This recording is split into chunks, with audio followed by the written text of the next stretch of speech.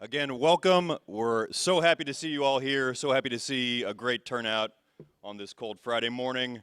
And I want to start just with a couple announcements. So first, thank you to everyone who was able to make it to the performance at Playhouse Square last night. For those who did, it was really a one-of-a-kind experience. And hope you really enjoyed it. I think it really represented very well the stories of a lot of the people, the young people we work with, and gave a little insight to the culture of Cleveland, Ohio. I also want to give a special welcome and thank you to Mr. David Dombrowiak, who we mentioned yesterday. Tom had mentioned yesterday in his remarks. A special thank you to our friend David, who is retiring this year, but has really been a bulwark of support for many of our organizations and for the work that we do. So David, wonderful to see you here. Welcome, thank you, great to have you.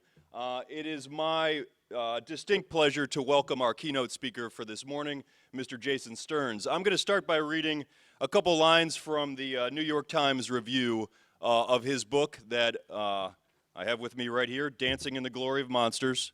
Unfortunately, this is all, I believe, sold out yesterday. There might be a copy left, but no worries. You can always get it on Amazon or your local bookseller. So from this article, he sets it up as the fighting has led to what may be millions of war-related deaths, but it draws little attention in the United States. As Jason K. Stearns, who has worked for the United Nations in Congo, points out, a study showed that in 2006, even this newspaper, the New York Times, gave 4 times as much coverage to Darfur, although Congolese have died in far greater numbers. One reason we shy away is the conflict's stunning complexity. How, Stearns asks, do you cover a war that involves at least 20 different rebel groups and armies of 9 countries, yet does not seem to have a clear cause or objective? Dancing in the Glory of Monsters is the best account so far, and for those of you who have read it, I think we endorse that. Stearns says, like layers of an onion, the Congo War contains wars within wars. So to learn a little bit more about this situation is gentleman with us today, Jason Stearns, who is assistant professor at Simon Fraser University in Vancouver, British Columbia. He's the Center for International Cooperation Senior Fellow and Director of the Congo Research Group. Jason has been working on conflict dynamics in Central Africa since 2001, when he spent a year working for a local human rights group in Bukavu. He has worked for the International Crisis Group, the UN Group of Experts on the DR Congo, and the Rift Valley Institute. And as I mentioned, he is author of Dancing in the Glory of Monsters, The Collapse of the Congo, and the Great War of Africa. So I would like at this time to introduce Mr. Jason Stearns to the podium.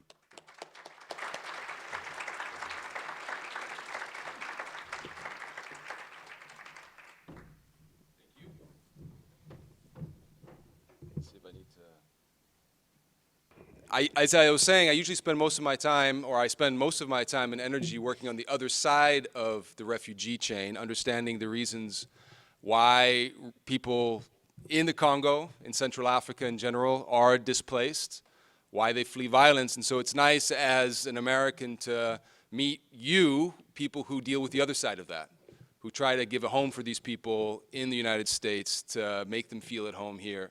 So it's a refreshing educational experience for me, so thank you very much. I will try to do 2 things today. I'm going to try to confuse the heck out of you by explaining the Congo in 1 hour. And I also am going to try to make us all understand, and I feel deeply about this, why what happens in the Congo is not some remote conflict that doesn't concern us, but why it is actually deeply connected to the United States, to the international system, and not just because people fleeing to Congo are here, but for many other reasons as well.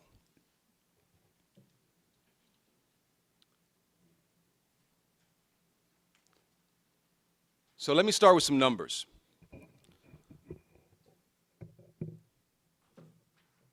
The conflict in the Congo has been lasting since 1996, at the very least, if not before that. It's involved troops from at least 8 other African countries and has prompted the deployment of the largest peacekeeping mission in the world from the United Nations. The international community has spent something on the order of $40 to $60 billion in dealing with this conflict, and much, much more importantly, obviously, hundreds of thousands of Congolese have been killed directly, and millions of Congolese have died as a consequence of the fighting. And even though we rarely hear about that, the violence continues. So even though, and I think Patrick mentioned in my book, I talk about the comparison with Darfur, I did an analysis last year of the comparison of Syria, obviously another terrible tragedy, and the Congo. Syria was on the front page of the New York Times 260 times last year. The Congo, where actually more people were displaced last year than in Syria, was on the front page of the New York Times twice. Once, I think, was because George Clooney was involved, and the other time was because mountain gorillas were involved. And so you can see that there's something about the Congolese conflict, and I'm not trying to, I'm the last, you don't want to do the calculus of death and trying to say why one conflict or one death matters more than another, but there's something about the Congolese conflict that makes it very difficult for us to empathize and to understand. And so I'm going to try to understand today why that's the case.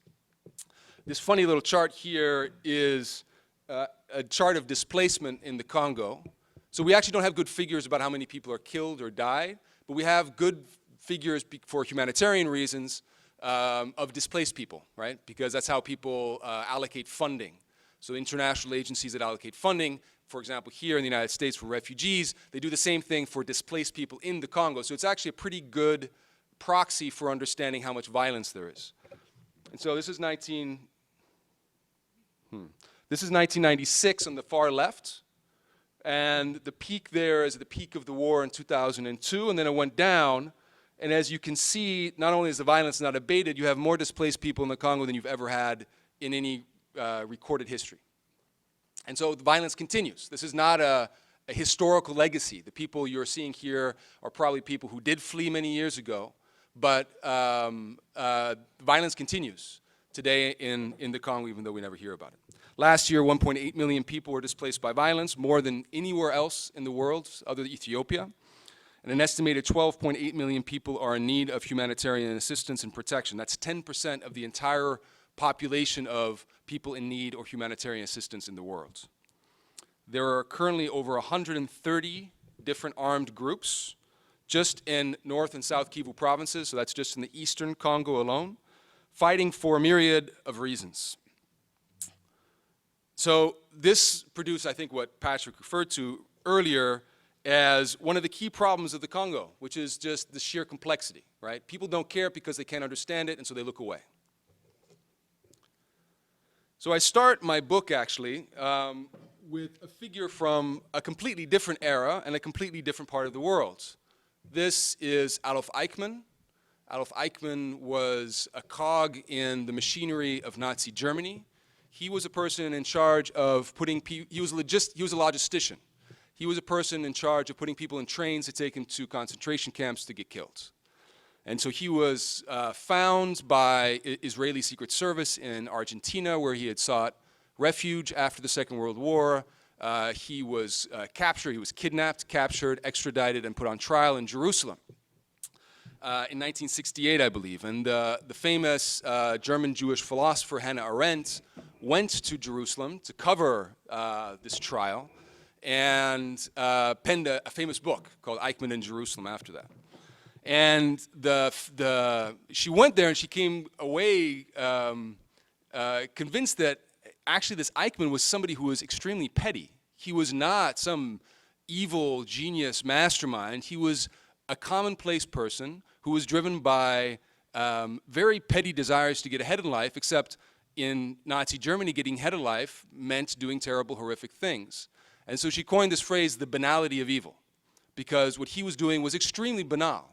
But because he was embedded within this machinery, this apparatus of Nazi Germany, it had horrific consequences. The reason I mention this is that this is a kind of evil I think that we can relate to. It's a kind of evil where we look at Stalin, or we look at Hitler, we look at a clear hierarchy and a clear ideology, and we can say, that person is evil, he or she was driven by a particular ideology, they had a chain of command, and you can identify responsibility very clearly. The reason I bring this up is that the nature of responsibility in the Congo is a very different kind. Even though arguably the scale of disaster is, and the scale of the calamity is similar to the Khmer Rouge, to the Rwandan genocide, or even the Shoah, the Nazi genocide of Jews, the nature of responsibility is very different. 95% of victims in the Congolese War have died due to hunger and disease, not due to direct violence. Chains of command are weak and decentralized. If a civilian was killed, it was often due to the particular whimsy of the person in front of him or her.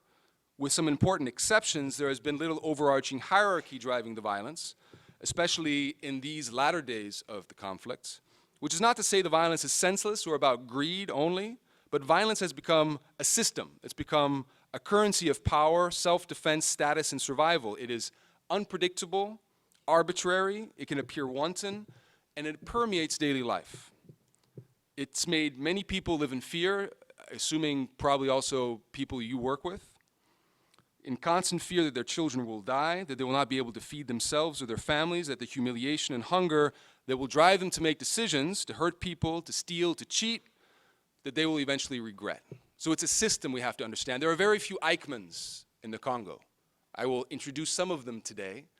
There are definitely cases where you can attribute clear responsibility, but I think it's also important to understand that people that are coming here, that are fleeing this violence, that are fleeing the Congo, are fleeing something that is much more difficult to put their finger on, and I think that difficulty of not being able to put their finger on it actually is a psychological challenge for us and for them.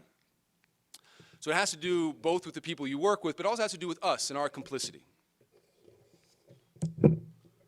This violence is linked to us here in the United States. We are not, as some have claimed, directly involved. We're not the people calling the shots in this war. And we, if you could say we as a nation, are not directly benefiting from the conflict in the Congo, but we have helped in no small part to create the conditions in which the conflict could flourish and persist. So I'm going to discuss the contours of this complicity here in this presentation, but it's basically an economic system that's facilitated the looting of Congo's resources, a U.S. government that has bought in too easily into narratives of heroes and villains in this Great Lakes region of Africa. And so I want us to think a little bit during this presentation here today about the ethical dimensions of responsibility. What does it mean if violence happens not because of somebody doing something actively, but happens because we are passive? What does it mean if violence facilitated through negligence and that complicity is just the act of not caring enough? What if you indirectly further armed groups' violence by buying minerals, for example, that they taxed? The sins committed by the international community have often been of this order: sins of omission, sins of negligence, sins of passivity. This, by the way, I was just reading a very engaging book on a completely different situation by a scholar and an intellectual called Ibram Kendi about racism in the United States. And his argument is you are a racist if you don't act to do something, right? Passivity is perhaps, and apathy is probably the most nefarious sentiment that we have, right? It's easy to deal with people who are the explicit bigots, but it's the people who just don't care enough. It's the system that allows us to look the other way. That is an almost greater challenge, and I think the Congo is very much affected by that. So today I want to take you into the complexities of the Congolese conflict and talk about three main things. The first one is the Congo has always been our problem. From the slave trade that you can see up here, to the rubber to cobalt from Lumumba, who was assassinated in part through a CIA plot in 1960, the first prime minister of the Congo, up into Dan Girdler, who's this gentleman here. He is one of the richest men in Israel, and he has benefited enormously from looting Congolese resources.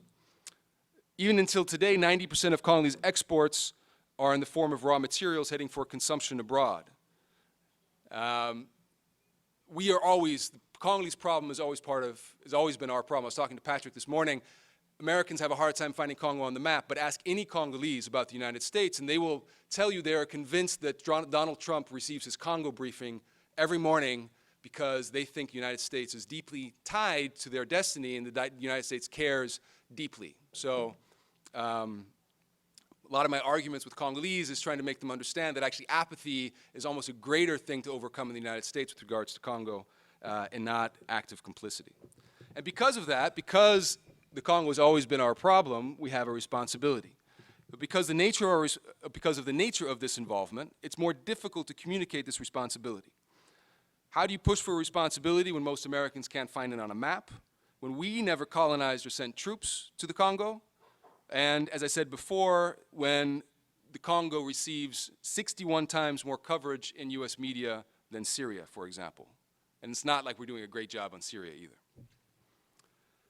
The third thing I want to communicate is that, and this is going to become difficult after the first part of the presentation, is the Congo is not just violence and despair. And if it were just violence and despair, I think we would all have a hard time coping with this. There is creativity and beauty in the Congo. There's humor and joy. It is a constant challenge to act in solidarity with Congolese without patronizing them. But I think that this is the key challenge, to feel empathy and solidarity with Congolese, and yet not to render them into passive victims without agency or obfuscate their layered humanity. So that's the third part that I want to get into in my very short presentation. So the first part's trying to confuse the heck out of you. That's what comes next. So let me try to explain the Congo War in a few brief slides. There's really three parts to the Congo War as it started in 1996. The first was the national part of the war. This gentleman here, his name is Joseph Mobutu, or Mobutu Sese Seko, was the dictator of the Congo for 32 years. He was part of United States policy of creating bulwarks against communism in Africa, so he was an ally of the United States. And he really pioneered this notion that he's going to rule through weakness. The 1974 Constitution gave him complete control over the judicial, executive, and legislative branches of the country. He shuffled people around to make sure that nobody stayed in one place for too long, and so that's the weakness part of it. Make sure that nobody stayed in one place long enough to become a challenge to him and to his power. He created different services within the government that would compete against each other, dividing and conquering amongst his own allies to make sure they wouldn't be strong enough to challenge him. At one point, 80% of the national budget was managed by himself, by the presidency. And so he created this vast network of patronage and corruption where he would dole out money, often through calls directly to the central bank, often through wads of cash that he would give to people, even foreign dignitaries, even Western dignitaries, as all of this part of the strategy, this grand strategy of corruption and patronage. This template of rule persists until today, the crippling corruption of the state, the proliferation of patronage networks, and a political culture that enable corruption. And so in 1996, when the conflict started in the Congo, according to one news article in The Economist put it, what we have is not a country called the Congo, or at that point it was called Zaire. What we have is a Congo-shaped hole in the center of Africa. So he had really eroded the entire state. And so the scene was really set for the war by the erosion of the state. And I think that, up until today, is probably the key challenge in the Congo. How do you create an accountable state, a state that actually has as its main priority the provision of services, including security, to its own citizens, and not a state that is captured by a very tiny, narrow elite of individuals for their own personal benefit? So that's the first part of the reasons behind the war in 1996, the national. The second is the local. Many people who are refugees here in the United States today are people who come from the Eastern Congo. It's very, and they'll come here and they'll be affiliated with a particular ethnic community, and we'll talk about ethnic conflict. And people often talk about ethnic conflict in Africa as if ethnic conflict in Africa is something prehistorical, something that was created, that dates back to time immemorial. And I think this is a pretty dramatic misconception of the nature of ethnicity in Africa. Ethnicity is something quintessentially modern in Africa.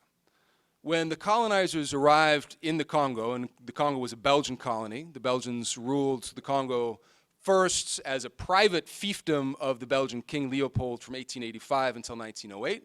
and then afterwards as an official colony of the Belgian government from 1908 to 1960. When the Belgians ruled the Congo, I mean, imagine it. They had several hundred, literally just several hundred administrative officials in the Congo for a country the size of the United States east of the Mississippi River. And so they were not going to rule the country, in a sense, administer the country. They had to find allies on the ground. And what they did is they set up a system that's called the system of indirect rule.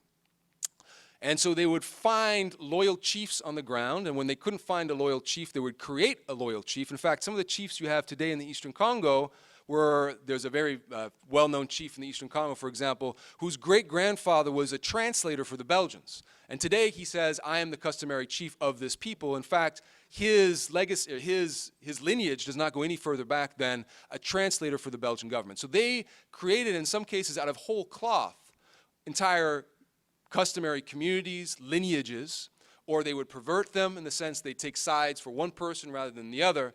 And what they did, what ended up happening is you ended up hardening ethnicity, right? Ethnicity used to be a much more plural thing in the Eastern Congo as well as other parts of Africa. And they ended up hardening it, creating a hierarchy out of it, a much more unaccountable hierarchy. One scholar calls this decentralized despotism. What you create is lots of tyrants, little tyrants and despots who are loyal to the colonial administration but no longer loyal to their own subjects.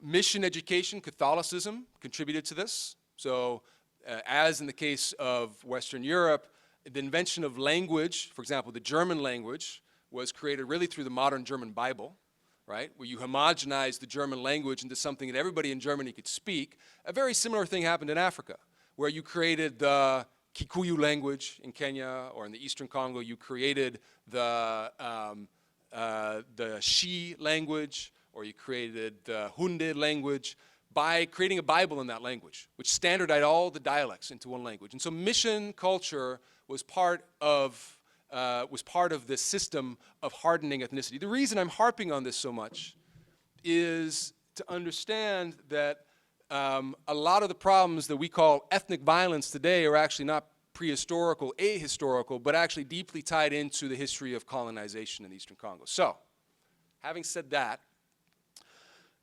what the Belgians did is they actually promoted a system of mass migration in the Eastern Congo. And so they brought in something on the order of 300,000 people from neighboring Rwanda into the Eastern Congo to work on their plantations in their mines.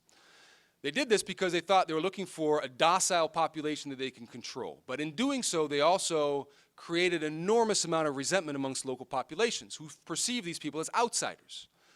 And so you have entire areas in the Eastern Congo today where the demographic majority are people who are descendants from Rwanda, but they have no power because the power is held by the local customary chief, quote unquote. And this created enormous tensions locally. And so this is the second part of the story that fed into the 1996 war. Right, the first part, the hollowing out of the state. The second part was a bubbling up of local animosities, often expressed through ethnicity, but that have their roots in colonial times. And the reason this bubbled up in the 1990s was because Mobutu was on his last legs, and Mobutu, literally on his last legs, he was dying of cancer. And as a typical ploy of a dictator, what he tried to do to hold on to his power was to fan the flames of ethnic hatred at the periphery of the state, pit people against each other, have them so consumed hating and fighting each other that they wouldn't focus on his own place in power. And so politics, I think this is key to understanding, ethnic animosity and clashes are never apolitical. They're deeply rooted in history as well as in the politics of the time, and that was true then as well. So, national, the local, and finally the regional, and this was really the trigger. Because the state was hollowed out in 1996, it had become a haven for rebel groups from around the region. Here's just a list of some of them. You had Angolan rebel groups, you had Ugandan rebel groups, Burundian and Rwandan rebel groups, all based on Congolese territory. And so the Congo had become a problem for Africa, become a problem, an African problem. The most important one of these groups were the people who had perpetrated the genocide in Rwanda in 1994 and had then fled into the Congo along with 1 million Rwandan refugees right afterwards, right? excuse me, so you had the perpetrators of the genocide in Rwanda who had fled Rwanda, were based in refugee camps in the Eastern Congo, and continued to attack Rwanda from the refugee camps. And so this was a completely untenable situation. This was also what triggered the 1996 war, right? So this regional African heads of states got together and said the Congo was a problem. In particular, two African heads of states, the Rwandan president and the Ugandan president, said we have to do something to stop this. And so they put together a force. They found a fig leaf to invade the Congo. And so the fig leaf was this gentleman down here at the bottom. His name was Laurent Kabila, Laurent Désiré Kabila. And he mounted a rebellion, but the troops in the rebellion were actually not, most of them were not his troops. So the ones doing the fighting were mostly foreign troops, Rwandan, Ugandan troops. This was a continental war. This was a war supposed to rid Africa of one of its blemishes, Mobutu, and create a center of, because the Congo was at the center of Africa, that would help rejuvenate the continent. That was the idea. And many African heads of states were part of this. You had the South African government, the Zambian government, the Tanzanian government, the Burundian government, all ganging up on Mobutu and sending troops. Now, this was seen as a liberation by many Congolese. Unfortunately, because it was also a continuation of the Rwandan civil war, right? Rwanda had invaded the Congo to root out these rebels who had perpetrated the genocide. It was also extremely bloody for the Rwandans involved. And so you had the Rwandan army of the current president, Paul Kagame, invaded the Congo and killed probably tens, if not more, tens of thousands of Rwandan refugees, civilian refugees, because they associated them with the forces that carried out the genocide in Rwanda. And these are some of those refugees that escaped the killings in the refugee camps, being loaded into trains for repatriation. It was a tragedy on several levels. It was a tragedy because of the killings of these refugees, but it was also a tragedy because Mobutu was going to be dead just months later from cancer.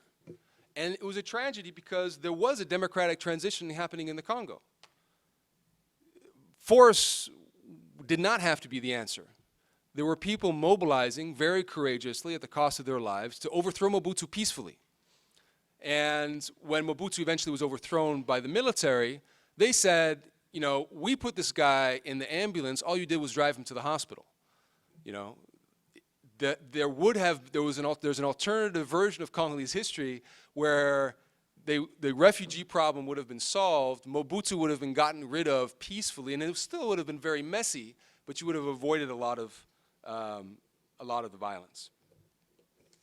And so it is important to understand that we had a chance to stop this fighting. You know, the farther along the violence happens in all wars, but the farther along the violence progresses, the harder it is to stop it, because violence takes on a dynamic of its own.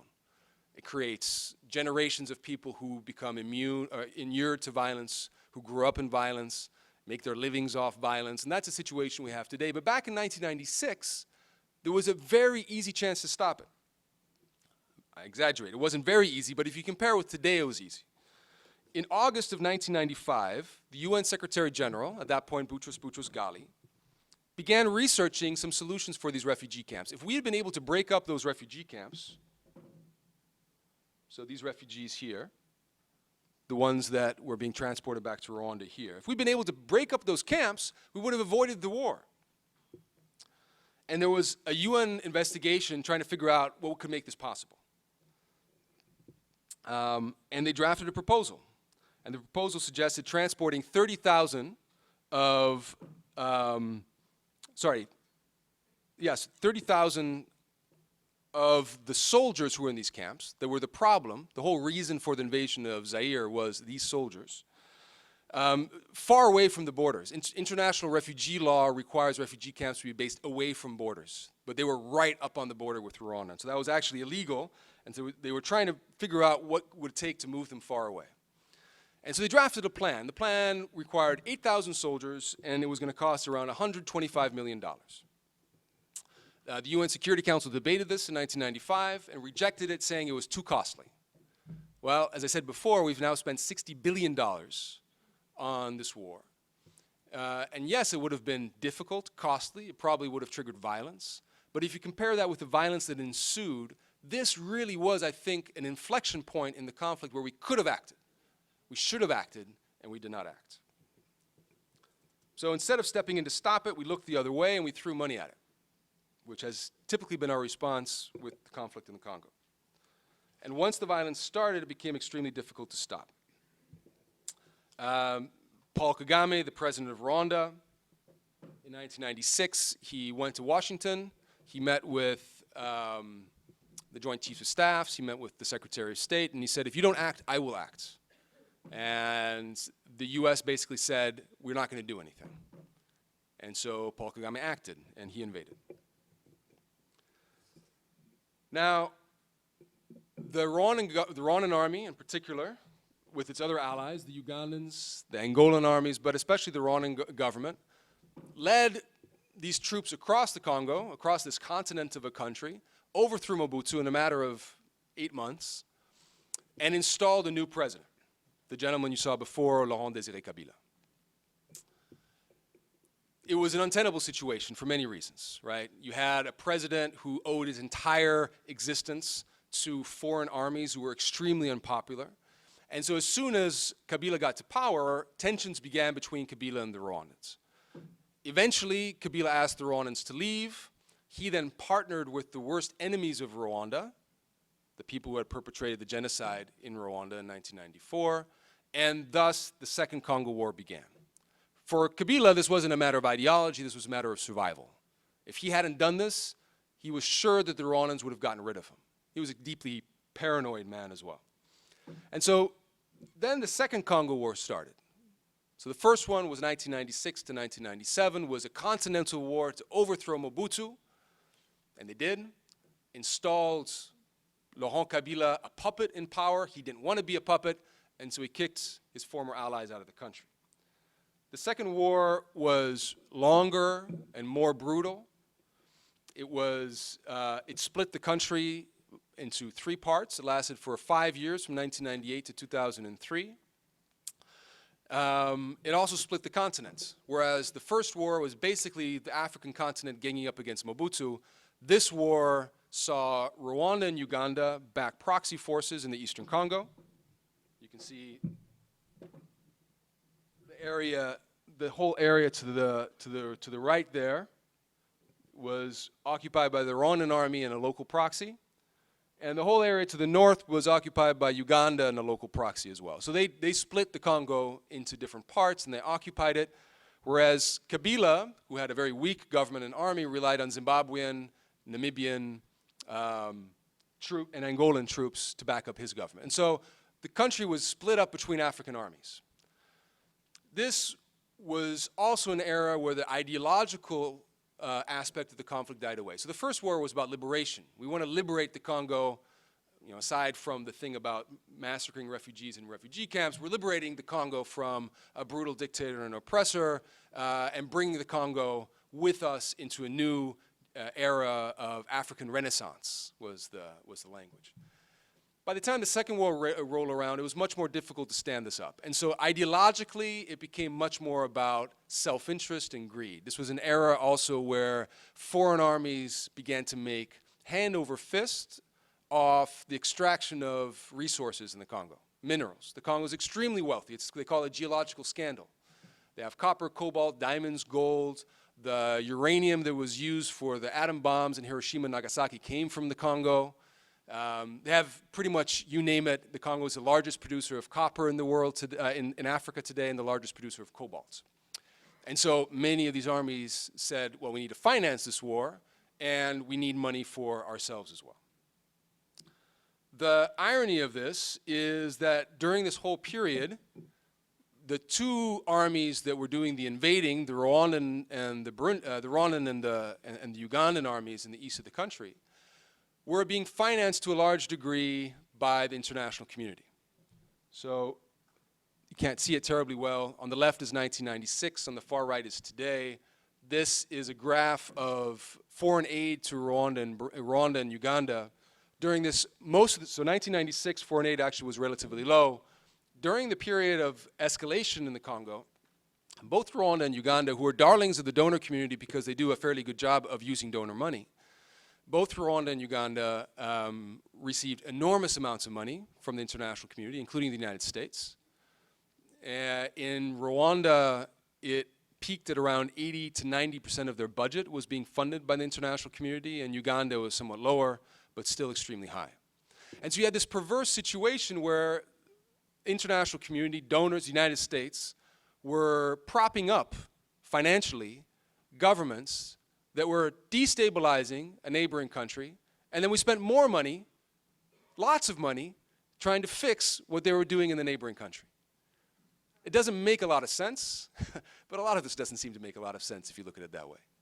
People were buried in their individual silos, enamored with the mythology projected by Yoweri Museveni, the president of Uganda, and Paul Kagame, the president of Rwanda. So this is a key paradox, I think, that really touches a nerve in terms of our complicity in this conflict. So then there was a transition. And I think this was the heyday of international intervention in the Congo. In 2003, there was a peace deal brokered between all warring parties, or at least most warring parties, that brought them all to a negotiation table in South Africa, and they struck a deal. The deal was to integrate into one national government, to unify the territory, to craft a new constitution, to bring the country forward out of war. And on many levels, this deal was successful. It created a relatively progressive constitution. It called for elected government at the provincial and national levels. It enshrined a whole series of fundamental rights for Congolese citizens. And it integrated all of these former combatants, these that were fighting against each other, into one new national army. These were the two gentlemen perhaps most involved in brokering this compromise: South African President Thabo Mbeki on the right, and former Botswanan Prime Minister Ketumile Masire. The problem was that inside this peace deal, the peace deal itself carried the seeds of its own destruction with it, to a certain extent. The civil society groups had almost no power in this new government. You were basically rewarding belligerents who had slaughtered, killed, exploited the country with jobs, with power. So you had a government full of former rebels. You had this weird situation where you had a Truth and Reconciliation Commission that was staffed by people who were leading the rebel armies that had carried out the atrocities. And I think most dramatically, you created a situation where the strongest belligerent was bound to lose. What do I mean by this? If you look at the map on the left-hand side here, that's the distribution of power in the Congo heading into this peace deal. The pink bit over here is a part of the country that was occupied by Rwanda. Now, when they headed into this national peace deal, Rwanda's proxy, it was called the RCD, was represented, and they were extremely unpopular. They were extremely unpopular because they were seen as Rwandan proxies. They were extremely unpopular because they were seen as the root of the Congolese problem. And unfortunately, there is also ethnic mythology tied up into this. There is strong prejudice amongst many Congolese who feel that not just the Rwandans, but the ethnic Tutsi community that occupies many prominent positions in Rwanda is itself responsible for much of the killing. And so many Congolese saw the RCD as the quintessential evil, the problem. Why would we reward these people by voting for them? And they didn't. And so the peace deal created elections that disenfranchised one of the most powerful belligerents. So you could see on the right there, that's the distribution, that's who won in the national elections in 2006. You can see the pink is 4%. So the Rwandan allies went from controlling a third of the country and some of the most wealthy parts of that country to 4% representation in national institutions. It's not rocket science that that's going to create a problem. And the problem took this face when it erupted in 2004, 2005, heading into those elections. There was a gentleman called Laurent Nkunda, who is from the Eastern Congo. He is from that Tutsi community. He was backed by the Rwandan government for what they called, behind closed doors, Plan B. If Plan A, the peace deal, doesn't work, then Plan B will work, and Plan B is armed rebellion. If we can't get what we want through peaceful means, through the political process, we will try to get what we want by backing an armed insurgency. And so they backed Laurent Nkunda, who waged another brutal war between 2004 and 2009. The Congolese government that was just finding its own feet, remember, they just created this new national army and these new institutions. They opted to take a very perilous path of backing other militias. Instead of just using the army, their new army, to go after Nkunda, they didn't trust their new army, and so they backed many other militias. And so you have this blossoming of armed groups in the Eastern Congo to tackle this problem.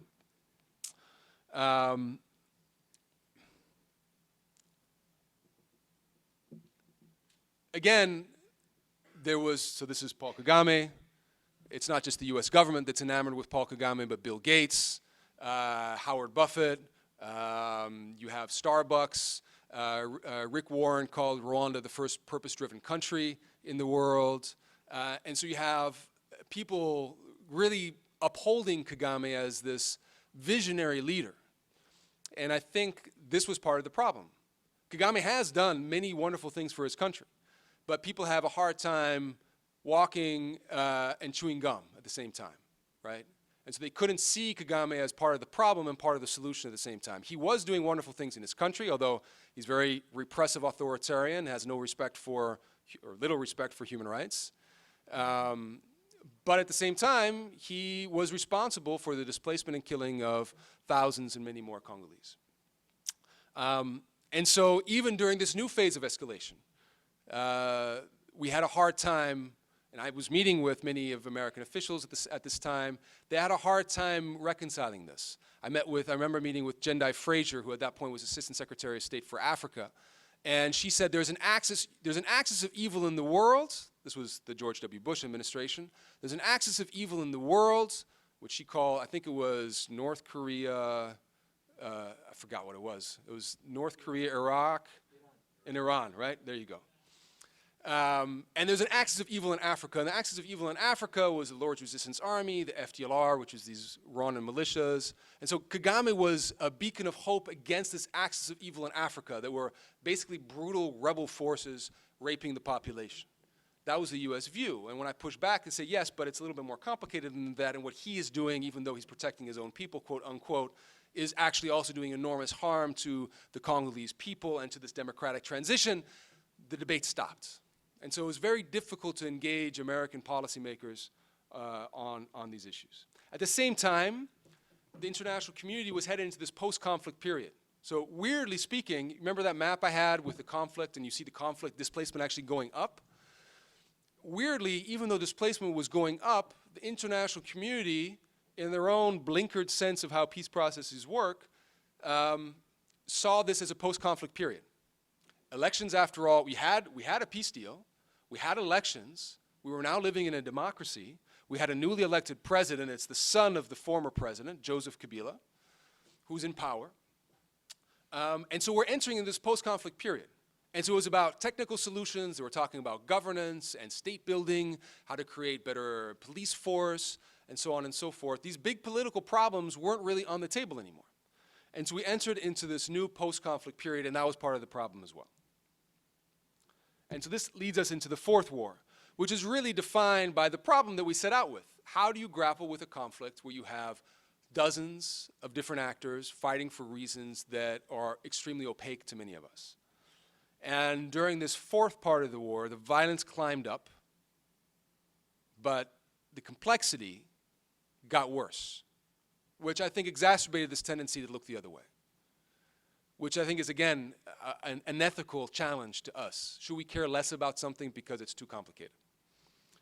So this is the number of armed groups you had in the Congo back in 1996, the beginning of the war. There were a handful. And today, we have an inventory of armed groups in the eastern Congo. This is just North and South Kivu. Each of those little blotches on the map is an armed group. There are 133, I believe. It changes very frequently. Most of these groups are only 300-400 young men. They're almost all men with Kalashnikovs running around. They're not large, but they're extremely detrimental to the local population. And so you have this fragmentation of the conflict. You have a fragmentation of the number of armed groups. This is the same chart I put up before. You have an increase in displaced people. And you have a Congolese state that, instead of seeing as its main obligation and interest the security of its people, actually see violence as a resource. Many of the key actors in the Congolese state have a vested interest in maintaining a system whose byproduct is violence. Now, this doesn't mean that they necessarily want people to be killed. It just means that the way their incentives are stacked up has that as a consequence. So, for example, if you're in power in Kinshasa, the capital, the most important thing is to make sure you're not overthrown by the military, right? And so you send the military to the east of the country. The east of the Congo is literally 1,000 miles away from, and there's no roads connecting the two parts. And so the east of the country is a long way away. That's a nice buffer that will protect you from any coups. At the same time, in order to manage the army, you basically dole out patronage. You dole out opportunities for funding and enrichment. You keep them weak, you keep them poor, so that you can bestow money and favors upon them and gain and secure their loyalty. That's the recipe for staying in power in the Congo, and it makes a lot of sense in terms of staying in power. What it doesn't make sense for is security.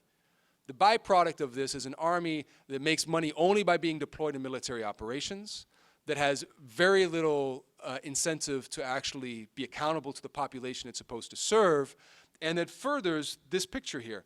Of these groups here, these 130 groups, many of them are actually allies of the Congolese government, or make money together with the Congolese government, carry out racketeering with the Congolese government, or benefit from the passivity of the Congolese government. Just the fact the Congolese government doesn't care. The Congolese government, the army, by the way, I said 130 armed groups, most of which are 300 or 400 guys. The army, the national army is 130,000 people. So if they really wanted to deal with some of these groups, it wouldn't be too hard. At the same time, the national institutions that are created, on paper you have great institutions in the Congo. It's actually a good constitution. But these national institutions, instead of being there to solve the problems of the population, most often they're there to do a similar thing, which is basically a means to distribute patronage amongst the political elite. Checks and balances, instead of being used to hold the government accountable, are used as a means of distributing resources. At the same time, you have a donor community, the international community, that still spends an enormous amount of money on the Congo, propping up this system, making sure it doesn't crumble, rather than promoting genuine reform. The tragedy is that we had a great opportunity last year to promote accountability and reform. What better moment than elections? There were elections last year, very important elections. Joseph Kabila, who had been in power since 2001, was term limited. He had to step down. And so there was a battle going on over his succession. And we were all afraid that he was going to rig the ballot in favor of his own hand-anointed successor, a gentleman called Shadari. And what happened was that he lost, or we think happened, was that his successor was beaten so badly at the polls that even Kabila realized that it's a bridge too far to rig it in favor of him. And so instead of rigging it in favor of him, he had several opponents lined up against him. And so he rigged it in the favor of an opponent that didn't win, right? So he handed the elections to an opponent, this gentleman here, Felix Tshisekedi. He was a nice man. He's a son of a veteran, legendary opposition leader in the Congo. And and I think he's a very genuine man, but he, by all accounts, didn't win the elections. But Kabila handed the elections to him in order to preserve power. And so what he said was, you know what, I'm going to hand the elections to you, but I'm going to keep all the other institutions of power. The National Assembly is dominated by Kabila's coalition. 23 of the 26 provinces are dominated by Kabila. And in response, the international community, literally, the US ambassador told me the following: we know that it wasn't perfect, but it was the best we could hope for, right? And that may be true, but it strikes me as an abandonment of principle. And certainly the 40-odd million Congolese who trekked to the polling booths to vote, why did they do that? Why did we held elections that cost $500 million? Why do we hold elections if all you're going to do is say, well, you know, let's shuffle around these opposition candidates and give one of them power? So we had a great opportunity for accountability and reform last year, and I think, you know, we did have an alternance of power. It's not all bleak. You have a president with lots of new people who are committed and genuine, but the whole exercise of democratic accountability, I think, fell at least partially on its face. So that's the history of the Congolese War and the Congolese conflict. I'm going to have a couple more slides to talk about how we're involved in this. And a lot of it has to do with the economy. The economy has actually grown enormously in the Congo, right? It's kind of a similar situation as you have in the United States. You have an economy that's been growing. I mean, anybody invests in the stocks and you see the stock ticker, just look how much the stock market's grown in the last 10, 15, 20 years. I used to live in New York City. New York City boomed because it's Wall Street, right? But as I think anybody who follows our American elections realizes, much of the American population didn't feel like they benefited from that growth. Well, in the Congo, it's a similar story. You have dramatic growth. This is GDP figures in the Congo. This is, right down here, is the peace process. And since the peace process started, this huge boom in the GDP figures in the Congo. And a lot of this is because at the beginning of the peace process, the entire mining industry in the Congo was owned by the state.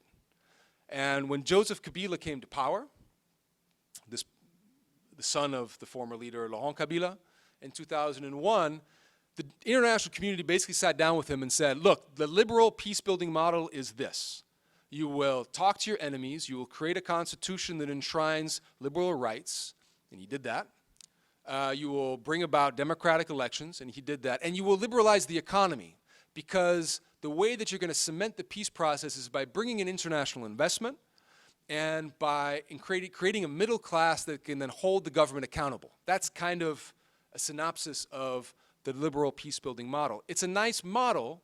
The problem is that you had an influx, literally, of billions of dollars into a government that was just finding its foot, just getting grounded, just being established. It just passed a new constitution. And so I remember I was in Kinshasa in those days, and I remember all of a sudden there'd be Hummers flooding the streets of Kinshasa.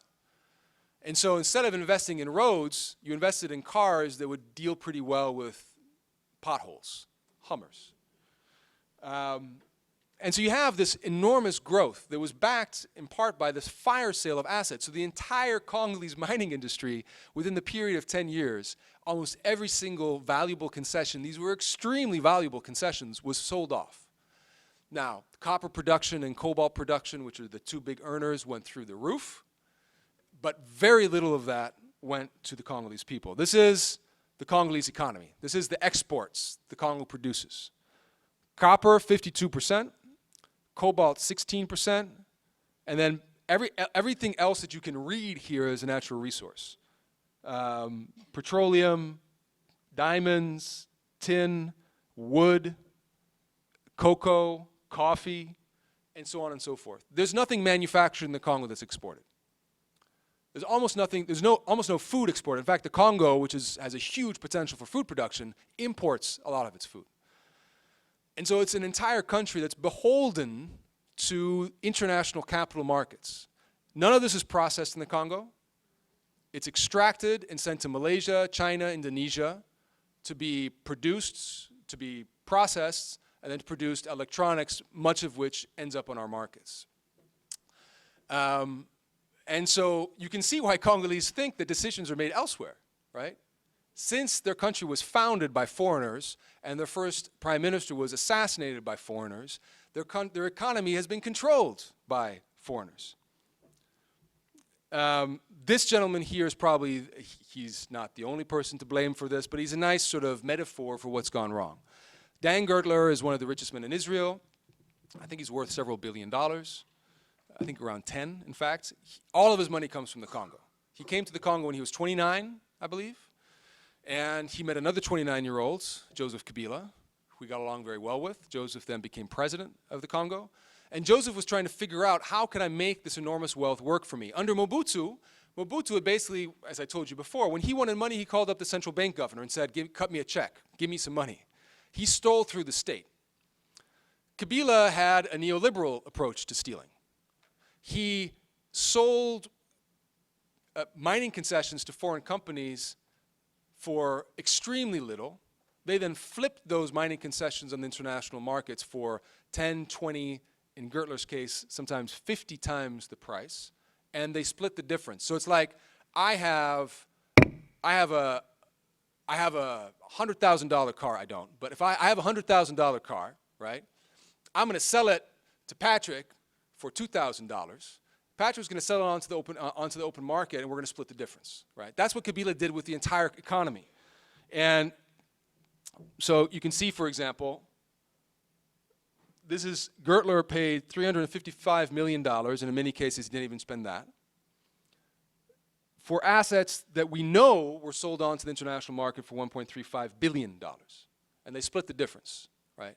And that's Congolese, that's money for the Congolese that was supposed to go to the Congolese. That has really been a huge part of the problem. So this is not something that's removed from us. This is something that's deeply tied into international markets, the international system that has facilitated a state in which conflict has flourished and blossomed. This is a map of, this is the Congo.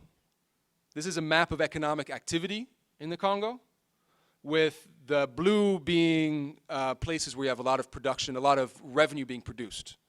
And that big tower is Kinshasa. There's another smaller tower in the southeast, where Lubumbashi is. That's the big mining capital. And in the east of the country, you got some other, that's where the conflict actually is, where you have minerals also being produced. And so you can see that this is a country not only with extreme inequalities economically, but even geographically. If you are in the capital, there's opportunities. Everywhere else in the country, you know, I remember going to Bandundu once outside of Kinshasa, and in families, you have a family that says, okay, you eat today, and you eat tomorrow, to their children. I mean, there's people who eat one meal a day, and in some families, it'd even be one meal every 2 days. There's enormous levels of poverty. And so that also, I think, has facilitated a lot of this flourishing of conflict. Now, I want to end, and I've gone over time, I want to end with on a positive note, because actually my own personal experience of the Congo, it sounds pretty bleak. I love the time. I haven't gone back to the Congo. I was kicked out of the country a couple years ago, but that's another story. But so I was kicked out in 2016. It's actually been very heart-wrenching for me. I love the time I spent in the Congo. Many of my best friends are Congolese, live in the Congo. The time I spent there was a time full of exuberance. I often compare the Congo to what I think the Wild West used to be like in the United States, full of violence, full of brutality, full of Bible-thumping preachers, but also full of a lot of dynamism, a lot of hope, a lot of dreams. The Congolese people that I met are full of vibrancy, creativity. The Congo is a hub of African music, a hub of design, a hub of people parading in beautiful clothes. And I think this really came to the light during the last electoral cycle. Joseph Kabila was trying very hard to stay in power. And the beauty of the Congo is its pluralism. The Congolese people were having none of this. And at one point, the Catholic Church, that is probably one of the most progressive Catholic churches in the world, and this is, said, got involved. You had youth movements starting up across the country, people rallying in the streets, often at the risk of their own lives. And at one point, the Catholic Church, that was hesitant because it's the largest religious community in the country to get involved in politics, said enough is enough. Our community, our congregations are coming to us every week. The problem is the state. The problem is the government. This cannot be something we ignore. And they got involved. And so every week after Mass, especially in the capital, priests would pray at Mass. They would give a homily, and they say, after the Mass, everybody in the streets. And you have these scenes of people after Mass holding up palm fronds, holding up leaves, marching on the police, demanding free and fair elections. You have scenes of police tear gassing people in churches, going into the sacristy, beating priests in the pews in the church. So extremely inspiring moments, pictures that really shows this vibrancy of Congolese culture coming to light. You have a Congolese youth movement called Lucha. You had a flourishing of youth movements. I think the largest, best organized is Lucha, that was born in the town of Goma in 2012, 2013. And what they've been doing is they do what they call salongo. Salongo is communal work where you get together as a community to clean up, to do something, to build a road. And they they clean trash out of the sewage systems in Kinshasa. What they're trying to do is instill a new kind of civic nationalism in the Congo, to show people that politics doesn't just have to be a dirty word. What politics is supposed to be for is providing for the public interest.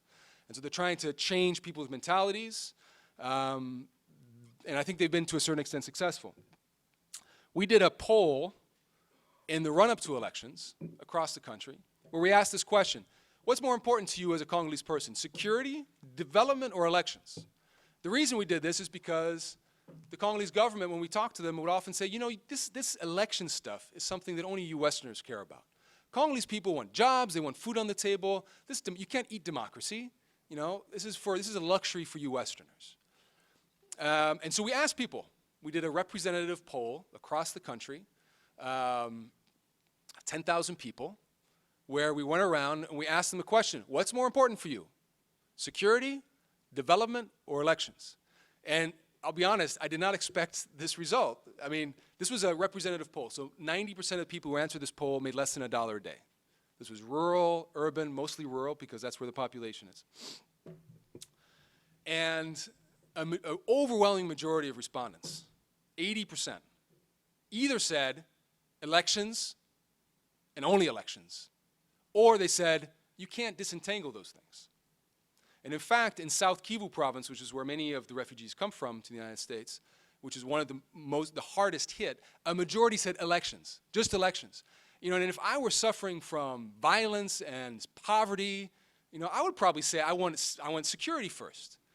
And the way I understand this, and the way that talking to people became clear to me, is that for somebody living in a village whose everyday experience is going to the market and being harassed by a soldier at the entry to the market, being taxed, having to flee with your children into the bush because there was fighting, seeing corruption, the problem is the state. The problem is the people who are elected. And so solutions have to pass through that.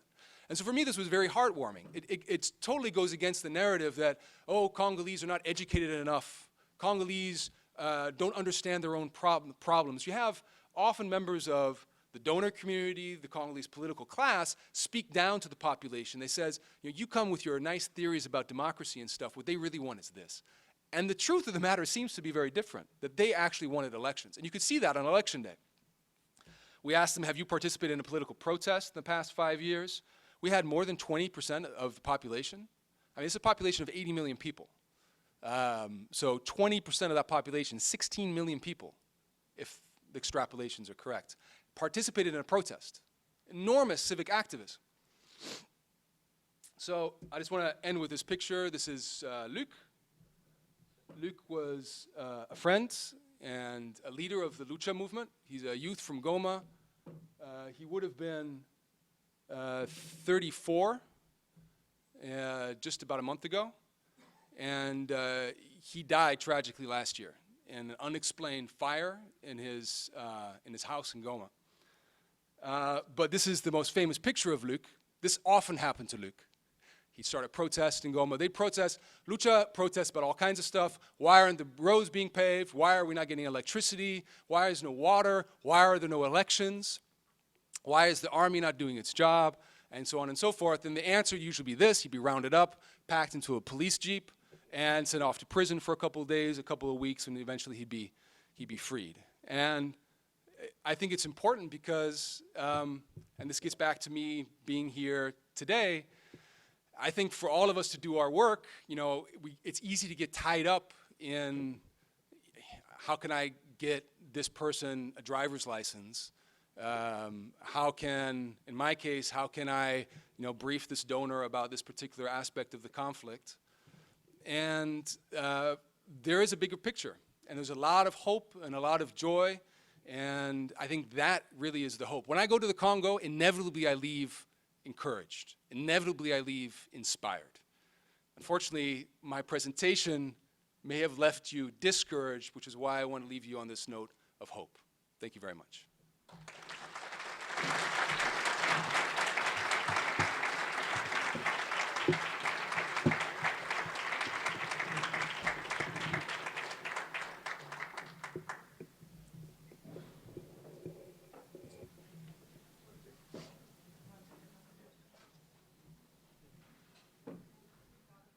Thank you, everyone. We will be moving on in a minute, but we will take 5 minutes for maybe just a few questions. After this, we will have a breakout session with Jason in this area as a part of the rest of the sessions and programs this afternoon. But just wanted to see in the kind of in the plenary session if anybody had a particular question for this moment. Yes. Thank you so much for your presentation. My name is Carmen Maquilon, and I'm with Catholic Charities of the Diocese of Rockville Center, which is Long Island, New York. And what I know about Kagame is a very charming individual that has done for Rwanda great things, and that's at least what I see on the New York Times Magazine and the coverage that the New York Times has for him. But what kind of role that he continues to play, especially when the international community continues to glorify and he continues to show great progress, at least in the capital, and also what correlation does this has with Equatorial Guinea, which seems to be going through similar situation, if you can talk about that. Should I take a bunch of bundle them, or should I answer individual questions? That's a good. Let's take one more and we'll put it to you. Okay. I saw a hand first here. Okay. My name is Juliana Horn from Catholic Charities, Archdiocese of San Antonio. Let me first compliment him for a work really well done. I mean, I've never heard such a comprehensive explanation. I come from Kenya, and I got my first degree in Kenya. So what you're saying, you've presented the facts as they are. He really knows his stuff, so that's really good. One comment. So, of course, you do know that Kagame and Yoweri Museveni, those are the presidents of Rwanda and Uganda, have declared themselves presidents for life, president for life. Like, they'll be in power until they die, or, you know, they get overthrown or something like that, which is another tragic and another story altogether. My question is, we know that China is currently getting involved a lot, not only here, but everywhere in the world, and especially Africa. And they're taking advantage. You know, they go into a country, they don't care if you're fighting, they'll just be passing by as you guys kill each other. They don't care. They're just exploiting and benefiting a lot. How concerned should the international community, and again, I don't know, when I talk about the international community, I don't know that it's the UN or the US, I don't know. But is anybody doing anything to stop China?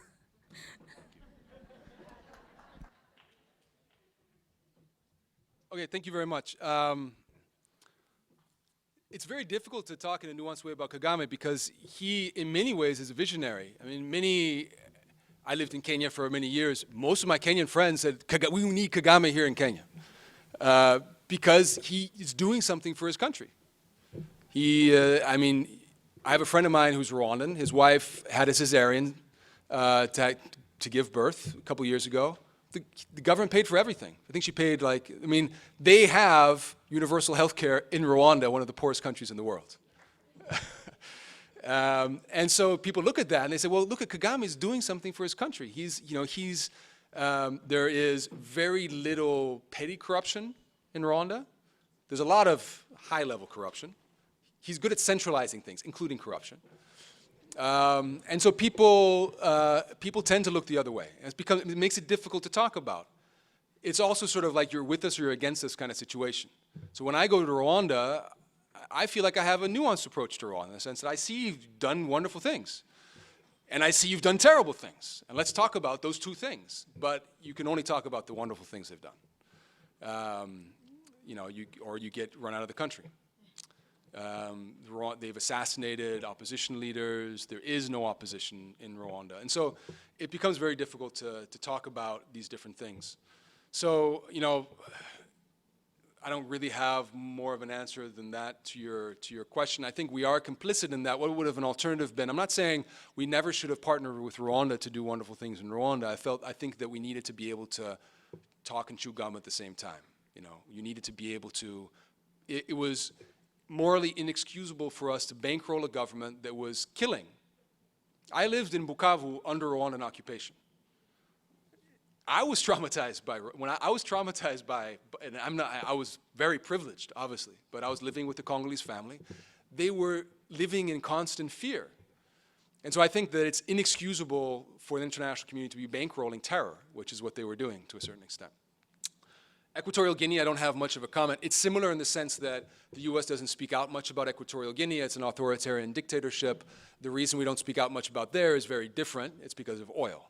Equatorial Guinea is one of the largest producers of oil in Africa. A lot of that oil comes to the United States. American companies are involved in that. And so that's the main, whereas Rwanda is a dirt poor country, we benefit very little from Rwanda. We just have elevated this as the success story that I don't think bears up to the facts. With regards to China, I actually have perhaps a slightly contrarian view about Chinese investment. My Congolese friends say, you can't put a road in a Swiss bank account. In the sense that the Westerners come here, they give money that's stolen by our governments. IMF and the World Bank, you come here, and where'd the money go? I can't see it. At least the Chinese, they come here and they build something, You can't put that in a Swiss bank account. And yes, all the things you said are absolutely right. I mean, the standard gauge rail they just built to Mombasa, for example, is in Kenya, right? So they built a beautiful train system to the coast in Mombasa, but it's at a high price, at a lot of Chinese workers, there's a lot of racism between the Chinese and the Kenyans, so there's all kinds of problems that it's wrapped up in. I think that's absolutely what, and there's debt problems as well. I think I think that it's easy to blame the Chinese, but I think we need to also look at our own way of engaging with a lot of these countries. It is true the Chinese are engaged in Africa in a way that has backed up dictators in Sudan and in Angola and many other countries. But to be very honest, the US track record is not much better in Africa. And so before we start pointing the fingers at the bad Chinese, let's look at our own house and get that in order first, is I guess would be my answer. Thank you very much, Jason.